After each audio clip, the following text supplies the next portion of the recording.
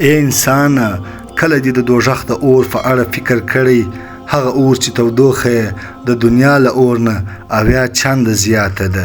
حضرت محمد صلی الله علیه وسلم فرمایي چې د دوزخ اور داسې اور دی چې د انسان پوست، غوښه، هډوکي، ژبه، سترګې هر څه به وسوځوي.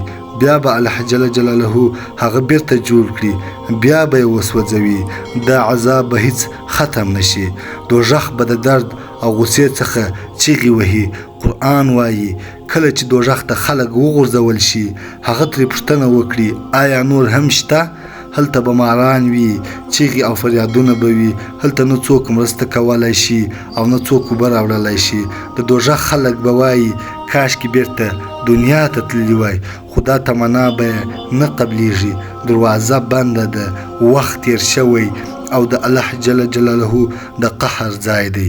اوس پرېکړه له تا سره ده، د دنیا لنډ خوندونه که د جنت ابدي نعمتونه.